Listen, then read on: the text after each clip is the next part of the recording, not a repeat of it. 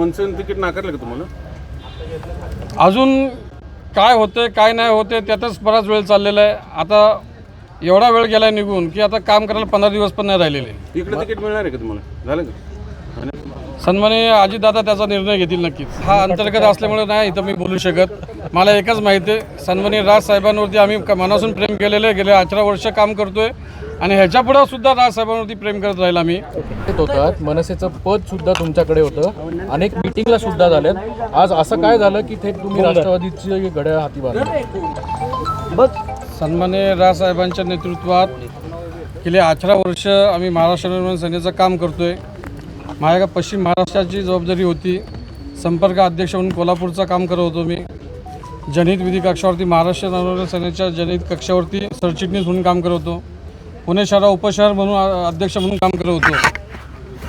आता बऱ्याच दिवस झाला हा प्रकार चालू आहे. काय होते 8 वर्ष झाली गेली निवडणुका नाही, 4 वर्ष झाली निवडणुका नाही आहेत. आता कंटिन्यू जवळ 10 वर्ष होत आली ह्या गोष्टीला. आणि प्रभागात एवढ्या समस्या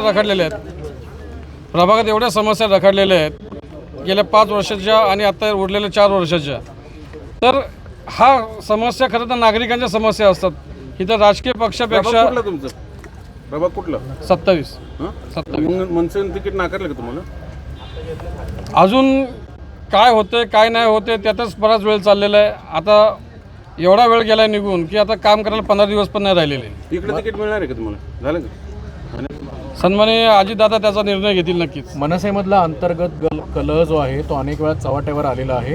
हा अंतर्गत कलहाचा देखील एक त्या कारणामुळे सुद्धा तुमचा हा राजीनामा असावा का?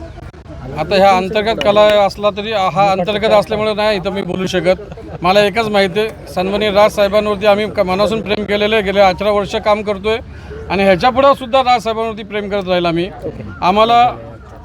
आम्हाला फक्त आत्ताच्या घडीला ह्या महानगरपालिकेत जो गेली 4 वर्ष जो आमचा सगळ्यांचा विकास घडलेला आहे आणि नागरिकांच्या समस्या ज्या सुटत नाही आहेत, हा जर सोडवायचा असेल तर सन्माननीय अजितदादांचा जो स्पीड आहे त्या अजितदादांच्या स्पीडने काम झालं पाहिजे असं मला वाटतं.